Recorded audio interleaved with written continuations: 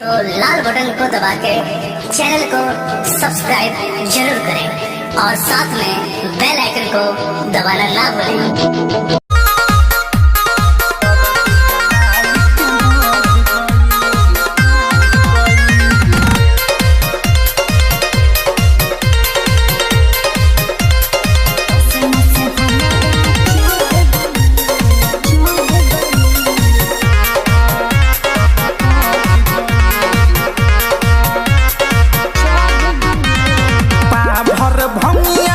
सलूना गौरा दर्द कलाई के बढ़े गई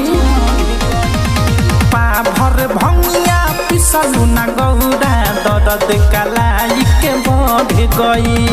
पीसे गई भंगिया के नासा नसे नसे हमारा चढ़ गई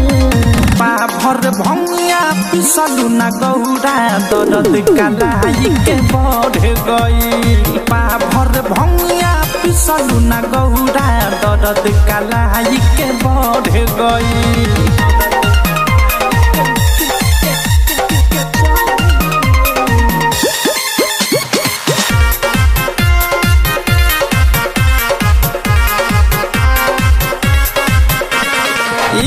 सावन के बेला में भांग बिना कैसे रही सर से लेके मोरा पाओ दर्द बसही कही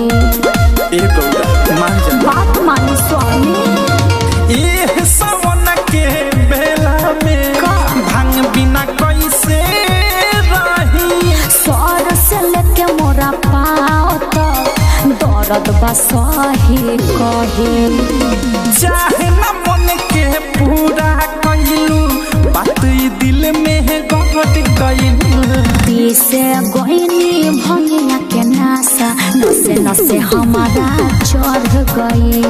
पाभर भंगिया पिसलूना गौरा दर्द कलाई के बढ़ गई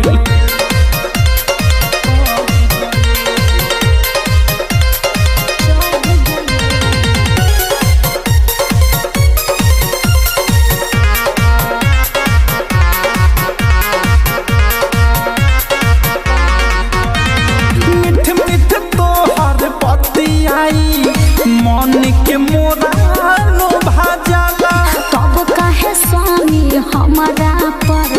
अखिया करीले लाल काला कृपा करी स्वामी जी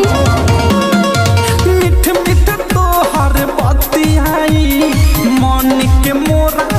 लो भाजला तब काहे स्वामी हमारा पर अखिया करीले लाल काला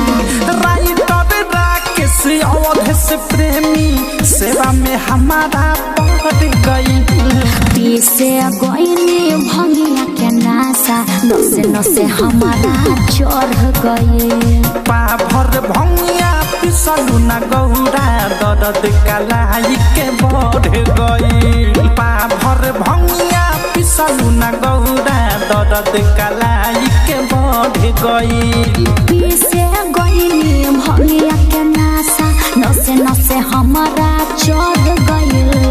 पाभर भंगिया पिसलूना गौरा दर्द कलाई के बढ़ गई पाभर भंगिया पिसलूना गौरा दर्द कलाई के बढ़ गई।